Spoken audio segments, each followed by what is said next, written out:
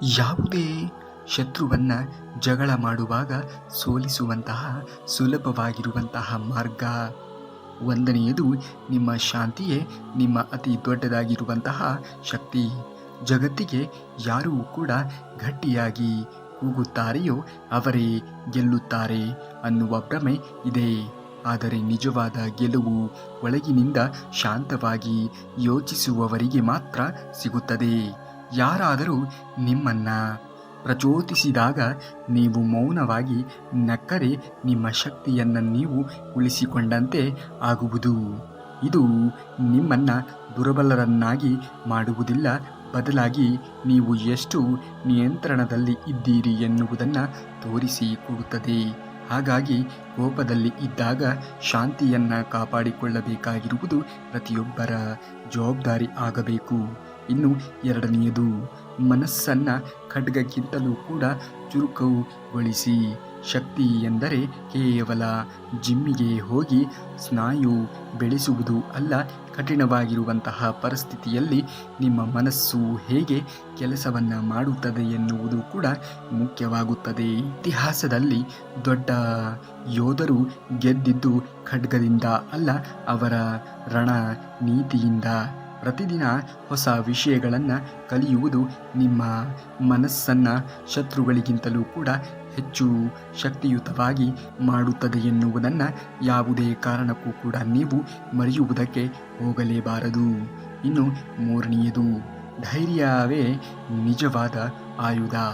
ಯಾರಾದರೂ ನಿಮ್ಮನ್ನು ಬೈದಾಗ ಅಥವಾ ಕೀಳಾಗಿ ಕಂಡಾಗ ತಕ್ಷಣ ನೀವು ಅದಕ್ಕೆ ಸ್ಪಂದಿಸುವುದಕ್ಕೆ ಹೋಗಲೇಬೇಡಿ. 5 ಸೆಕೆಂಡುಗಳ ಕಾಲ ಯೋಚನೆಯನ್ನು ಮಾಡಿ.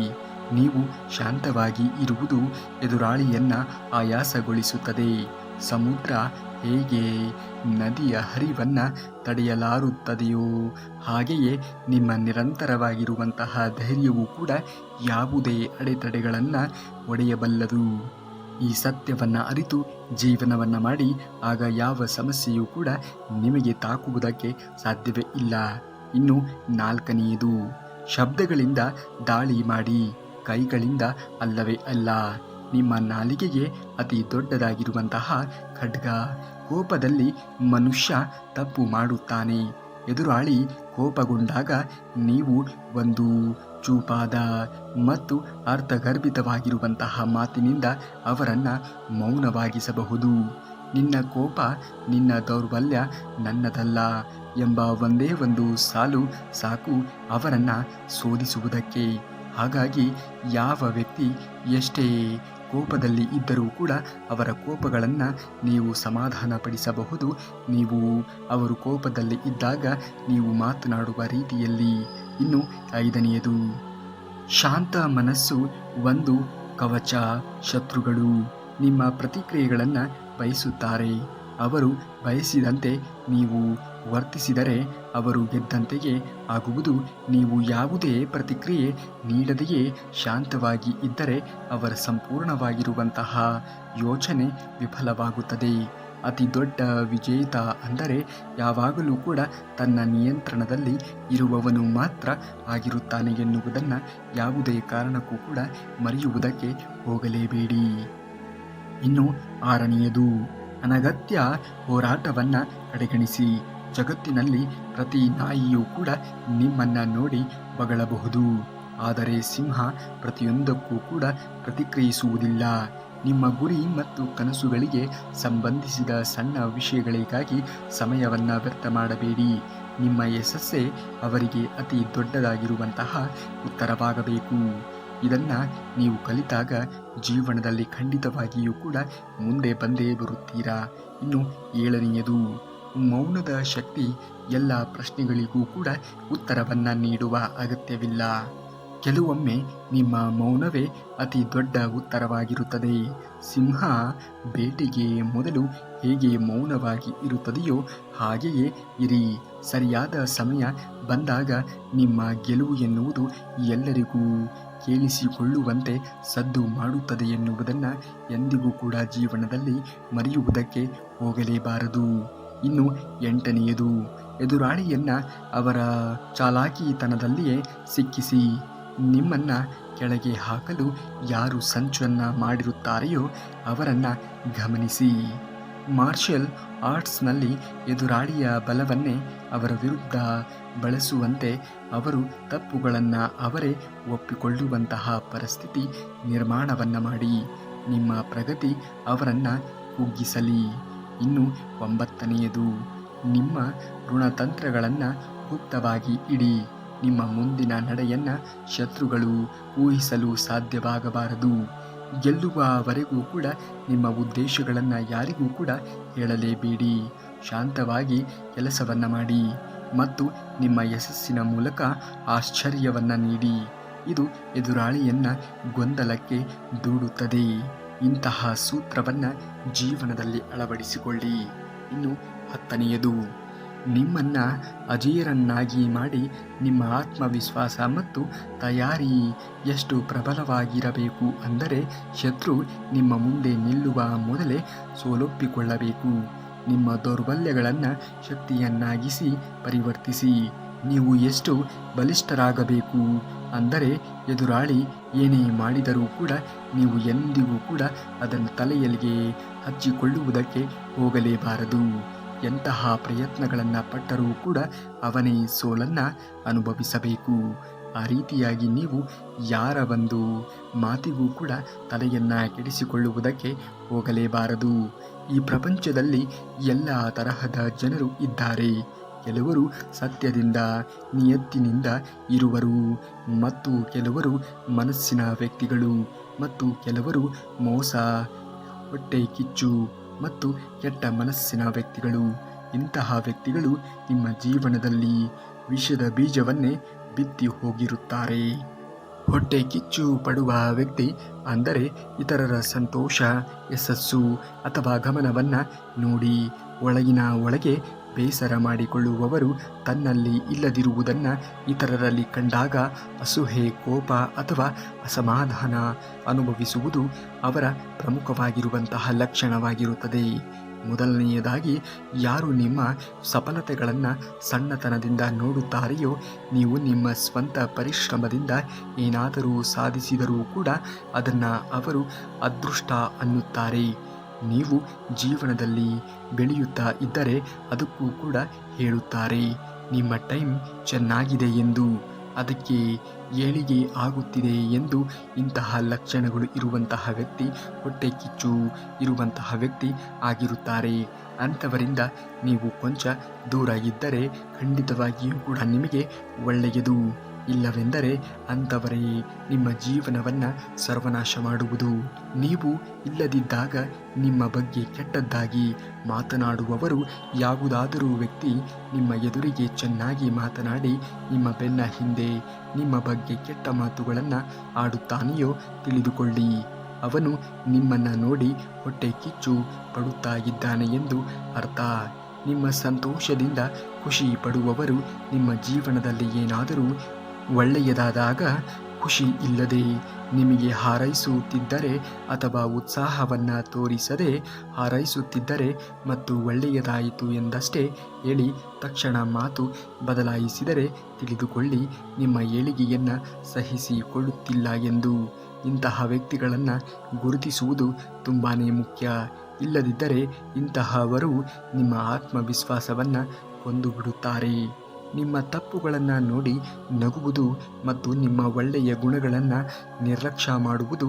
ನಿಮ್ಮಿಂದ ಏನಾದರೂ ತಪ್ಪಾದಾಗ ತಕ್ಷಣ ಗೇಲಿ ಮಾಡುತ್ತಾರೆ. ಆದರೆ ನೀವು ಏನಾದರೂ ಒಳ್ಳೆಯ ಕಾರ್ಯಗಳನ್ನು ಮಾಡಿದಾಗ ಬಾಯಿ ಮುಚ್ಚಿಕೊಂಡು ಇರುತ್ತಾರೆ. ಇದರರ್ಥ ಅವರು ನಿಮ್ಮ ವೈಫಲ್ಯದಲ್ಲಿ ಸಂತೋಷವನ್ನು ಕಾಣುತ್ತಾರೆ. ಜ್ಞಾನಿಯೊಬ್ಬರು ಹೇಳಿದಂತೆ, ಯಾರು ಬೇರೆಯವರ ಸಫಲತೆಗಳನ್ನು ಕಂಡು ಸಂತೋಷ ಪಡುತ್ತಾರೆಯೋ ಅವರು ಎಂದಿಗೂ ಕೂಡ ಸಫಲತೆಯನ್ನು ಕಾಣಲಾರರು. ನಿಮ್ಮನ್ನು ನೋಡಿ ಕಲಿಯುತ್ತಾರೆ, ಆದರೆ ಅದನ್ನು ಒಪ್ಪಿಕೊಳ್ಳಲು ಹಿಂದೇಟನ್ನು ಹಾಕುತ್ತಾರೆ. ಮೊದಲು ನೀವು ಏನೇ ಮಾಡಿದರೂ ಕೂಡ ಪ್ರಶ್ನೆಯನ್ನು ಮಾಡುತ್ತಿದ್ದ ವ್ಯಕ್ತಿ ಈಗ ನಿಮ್ಮನ್ನು ಅನುಸರಿಸುತ್ತಾ ಇದ್ದಾನೆ. ನಿಮ್ಮನ್ನು ನೋಡಿ ಕಲಿಯಲು ಪ್ರಯತ್ನವನ್ನು ಪಡುತ್ತಿದ್ದಾನೆ. ಆದರೆ ಅದರಲ್ಲಿ ಸಫಲನಾದಾಗ ಕಲಿತಿದ್ದು ಒಪ್ಪಿಕೊಳ್ಳಲು ತಯಾರಿರುವುದಿಲ್ಲ. ಆ ವ್ಯಕ್ತಿಗೆ ಅವನಿಗೆ ಒಳ್ಳೆಯದಾಯಿತು ಎಂದು ಒಪ್ಪಿಕೊಳ್ಳಲು ಆಗುವುದು ಕೂಡ ಇಲ್ಲ. ನಿಮ್ಮ ತಪ್ಪುಗಳನ್ನು ದೊಡ್ಡದು ಮಾಡಿ ಹೇಳುವುದು, ನಿಮ್ಮ ಚಿಕ್ಕ ತಪ್ಪುಗಳನ್ನು ದೊಡ್ಡದಾಗಿ ಹೇಳುವುದು ಅಥವಾ ಅದನ್ನು ದೊಡ್ಡ ವಿಷಯವನ್ನಾಗಿ ಹೇಳುವುದು. ಅದೇ ನೀವು ದಡ್ಡನಾದರೂ ಸಾಧಿಸಿದಾಗ ಅದನ್ನು ಚಿಕ್ಕದೆಂಬಂತೆ ಬಿಂಬಿಸುವುದು. ಅದರ ಅರ್ಥ ಅವನು ನಿಮ್ಮನ್ನು ಕೀಳಾಗಿ ತೋರಿಸುವ ಪ್ರಯತ್ನದಲ್ಲಿ ಇರುತ್ತಾನೆ ಎಂದು. ನಿಮ್ಮ ಆತ್ಮವಿಶ್ವಾಸವನ್ನು ಮುರಿಯಲು ಪ್ರಯತ್ನಿಸುವುದು. ನೀವು ಏನಾದರೂ ಹೊಸದನ್ನು ಮಾಡಲು ಹೊರಟಾಗ ಇದೇ ಜನರು ನಿನ್ನಿಂದ ಸಾಧ್ಯವಿಲ್ಲ ಎಂದು, ನಿನ್ನ ಕೈಯಲ್ಲಿ ಆಗುವುದಿಲ್ಲ ಎಂದು ಹೇಳುತ್ತಾರೆ. ಏಕೆಂದರೆ ನೀವು ಸಫಲರಾಗಿ ಅವರಿಗಿಂತ ಮುಂದಕ್ಕೆ ಹೋಗಿ ಬಿಡುತ್ತೀರಿ ಎನ್ನುವಂತಹ ಭಯ ಅವರಿಗೆ ಇರುತ್ತದೆ. ಮುಂದೊಂದು ಹಿಂದೊಂದು ಮಾತನಾಡುವವರು. ಇಂತಹ ವ್ಯಕ್ತಿಗಳು ನಿಮ್ಮ ಎದುರಿಗೆ ನಿಮ್ಮ ಹೊಗಳಿಕೆಯನ್ನು ಮಾಡುತ್ತಾರೆ. ನೀವು ಆ ಜಾಗದಿಂದ ಸರಿಯದೇ ಇದ್ದಂಥ ಸಂದರ್ಭದಲ್ಲಿ ನಿಮ್ಮ ಬಗ್ಗೆ ಕೆಟ್ಟದ್ದಾಗಿ ಹೇಳಲು ಶುರು ಮಾಡಿಕೊಳ್ಳುತ್ತಾರೆ. ಇಂತಹ ಎರಡು ಮುಖದ ವ್ಯಕ್ತಿಗಳು ನಿಮ್ಮ ಜೀವನದಲ್ಲಿ ಇರದಂತೆ ನೋಡಿಕೊಳ್ಳಿ. ಇಲ್ಲವೆಂದರೆ ಅಂಥವರಿಂದ ನಿಮ್ಮ ಇಡೀ ಜೀವನವೇ ಹಾಳಾಗಿ ಬಿಡಬಹುದು. ಬೇರೆಯವರ ಖುಷಿಯಿಂದ ಹೊಟ್ಟೆ ಕಿಚ್ಚು ಪಡುವವರು. ಇಂಥವರಿಗೆ ಬೇರೆಯವರ ಖುಷಿಯನ್ನು ನೋಡುವುದಕ್ಕೆ ಸಾಧ್ಯವೇ ಆಗುವುದಿಲ್ಲ. ನೀವು ಸಫಲರಾಗುತ್ತಿದ್ದರೆ ನಿಮಗೆ ಹಾರೈಕೆಗಳನ್ನು ಮಾಡುವುದನ್ನು ಬಿಟ್ಟು ಹೊಟ್ಟೆ ಕಿಚ್ಚಿನ ಉರಿಯಲ್ಲಿ ಬೇಯುತ್ತಾರೆ ಅಥವಾ ಅಪಹಾಸ್ಯವನ್ನು ಮಾಡುತ್ತಾರೆ. ಅವಶ್ಯಕತೆ ಇದ್ದಾಗ ಅಷ್ಟೇ ಗೆಳೆಯತನವನ್ನು ತೋರಿಸುವುದು ಕೆಲವರು ಕೆಲಸವಾಗಿರುತ್ತದೆ. ಇದ್ದಾಗ ಅಷ್ಟೇ ನಿಮ್ಮ ಹತ್ತಿರ ಬರುತ್ತಾರೆ. ನಿಮ್ಮಿಂದ ಲಾಭ ಆಗುವ ತನಕ ಗೆಳೆತನವನ್ನು ಮುಂದುವರಿಸುತ್ತಾರೆ. ನಿಮ್ಮಿಂದ ಏನೂ ಕೂಡ ಉಪಯೋಗ ಆಗದೇ ಇದ್ದಾಗ ನಿಮ್ಮನ್ನು ನಿರ್ಲಕ್ಷಿಸುವುದಕ್ಕೆ ಪ್ರಾರಂಭಿಸುತ್ತಾರೆ. ಸುಳ್ಳು ಹೇಳುವುದು ಮತ್ತು ಕಾರಣಗಳನ್ನು ಕೊಡುವುದು, ಹೊಟ್ಟೆ ಕಿಚ್ಚು ಪಡುವುದು ಅಭ್ಯಾಸ. ಹೇಗೆಂದರೆ ಸುಳ್ಳು ಹೇಳುವುದು ಮತ್ತು ಪ್ರತಿ ಸಲ ತನ್ನ ತಪ್ಪುಗಳನ್ನು ಮರೆಮಾಚಲು ಯಾವುದಾದರೂ ಒಂದು ಕಾರಣಗಳನ್ನು ಹುಡುಕುವುದು, ಇತರರನ್ನು ಕೀಳಾಗಿ ತೋರಿಸುವುದು. ಇಂತಹವರು ನಾವು ಮುಂದಕ್ಕೆ ಹೋಗುವುದಕ್ಕಿಂತ ಇತರರನ್ನು ಹಿಂದಕ್ಕೆ ದೂಡುವುದರಲ್ಲಿಯೇ ಹೆಚ್ಚಿನ ಗಮನವನ್ನು ಕೊಡುತ್ತಾರೆ. ಯೋಗ್ಯತೆಯನ್ನು ನೀವು ಗಳಿಸಿಕೊಳ್ಳಬೇಕು. ಇತರರ ಸಫಲತೆಗಳನ್ನು ತೋರಿಸುವಂತಹ ಪ್ರಯತ್ನವನ್ನು ಮಾಡಲೇಬಾರದು. ಯಾವಾಗಲೂ ಕೂಡ ಜೀವನದಲ್ಲಿ ಒಂದಲ್ಲ ಒಂದು ರೀತಿಯಲ್ಲಿ ಬೆಳವಣಿಗೆ ಆಗುವುದನ್ನು ನೋಡಬೇಕೇ ವಿನಃ ಇತರರನ್ನು ನೀವು ಹೀಯಾಳಿಸುವುದನ್ನು ನೋಡಲೇಬಾರದು. ನಾವು ನಮ್ಮನ್ನೇ ಕಡಿಮೆ ಬೆಲೆಗೆ ನೋಡಿಕೊಂಡರೆ ಜಗತ್ತು ಕೂಡ ಅದೇ ರೀತಿ ನೋಡುತ್ತದೆ. ನಮ್ಮ ಮೌಲ್ಯವನ್ನು ಹೆಚ್ಚಿಸಿಕೊಳ್ಳಲು ಈ 23 ಕೆಲಸಗಳನ್ನು ನಾವು ಜೀವನದಲ್ಲಿ ಮಾಡಲೇಬೇಕಾಗುತ್ತದೆ. 1ನೇದು, ಜನರೊಂದಿಗೆ ಸರಳವಾಗಿ ಇರಿ. ಆದರೆ ಎಲ್ಲರನ್ನ ನಂಬುವುದಕ್ಕೆ ಹೋಗಲೇಬೇಡಿ.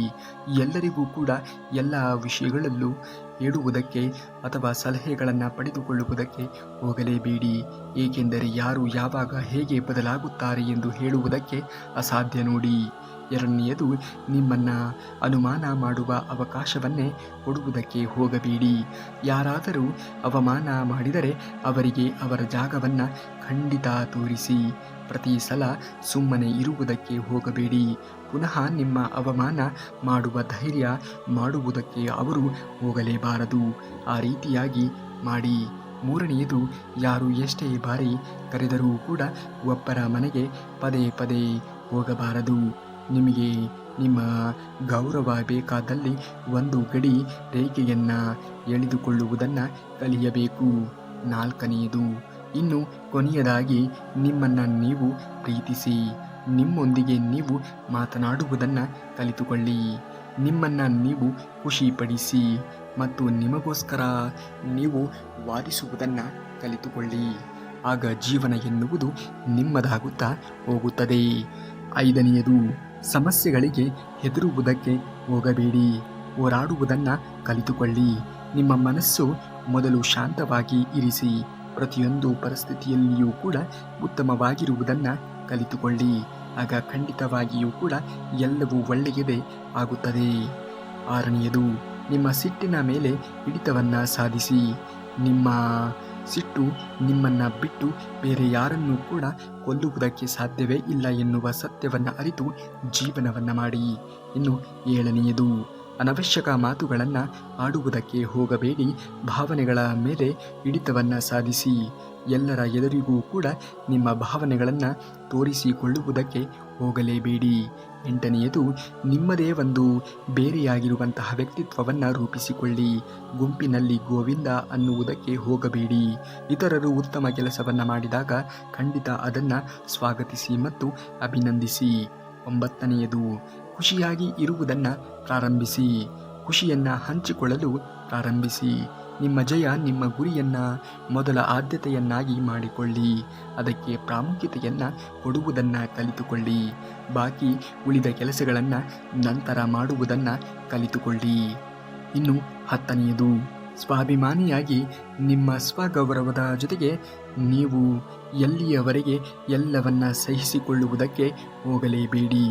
ಯಾರು ನಿಮ್ಮನ್ನು ಇಷ್ಟಪಡುತ್ತಾರೆಯೋ ಅಂಥವರ ಜೊತೆಗೆ ನಿಮ್ಮನ್ನು ನೀವು ಇಷ್ಟಪಡುವವರನ್ನು ದೂರ ಇಡುವುದಕ್ಕೆ ಹೋಗಬೇಡಿ. ಇಷ್ಟಪಟ್ಟವರ ಜೊತೆಗೆ ಜೀವನವನ್ನು ನಿರ್ವಹಿಸಿ. ಯಾರು ನಿಮಗೆ ಇಷ್ಟಪಡುವುದಿಲ್ಲವೋ ಅಂಥವರಿಂದ ದೂರ ಇರುವುದನ್ನು ಕಲಿತುಕೊಳ್ಳಿ. 11ನೆಯದು, ಯಾರಿಗೂ ಕೂಡ ನಿಮ್ಮ ಗುಟ್ಟನ್ನು ತಿಳಿಸುವುದಕ್ಕೆ ಹೋಗಲೇಬೇಡಿ. ಹಾಗೆಯೇ ಯಾರಿಗೂ ಕೂಡ ನಿಮ್ಮ ದೌರ್ಬಲ್ಯವನ್ನು ಹೇಳಿಕೊಳ್ಳುವುದಕ್ಕೂ ಕೂಡ ಹೋಗಬೇಡಿ. ಸದಾ ನಿಮ್ಮ ಸ್ವಂತ ರೀತಿಯ ಚಿಂತನೆಯಲ್ಲಿಯೇ ಮುಂದುವರಿಯುವುದನ್ನು ಕಲಿತುಕೊಳ್ಳಿ.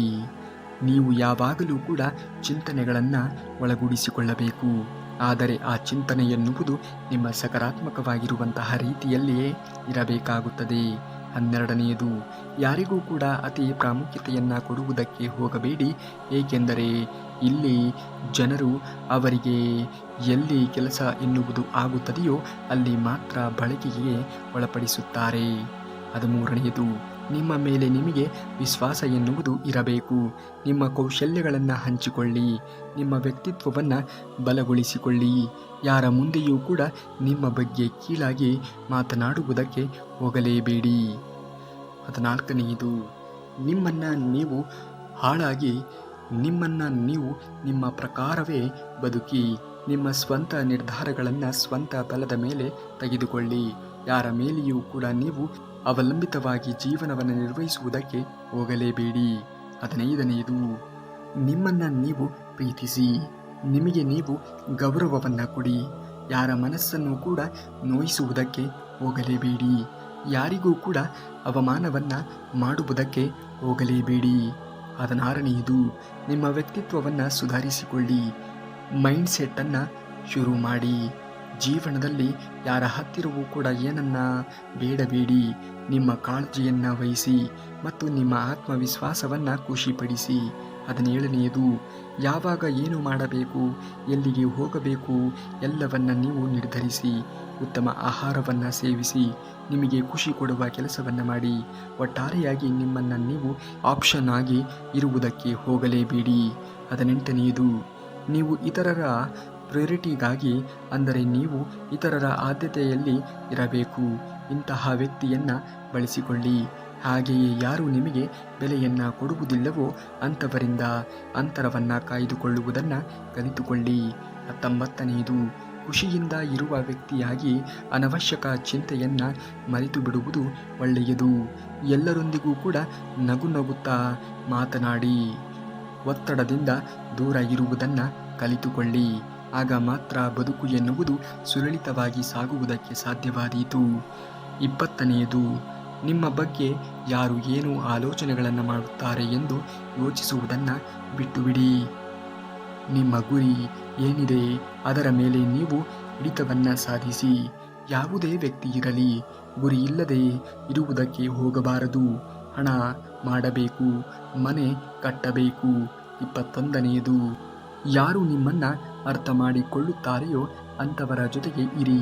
ನಿಮ್ಮನ್ನು ಅರ್ಥ ಮಾಡಿಕೊಳ್ಳದವರು ನಿಮ್ಮ ಜೀವನದಲ್ಲಿ ಇರಲು ನಾಲಾಯಕರು. ನಿಮ್ಮ ಜೀವನದಿಂದ ಅಂಥವರನ್ನು ಕಿತ್ತು ಒಗೆಯುವುದನ್ನು ಕಲಿತುಕೊಳ್ಳಿ.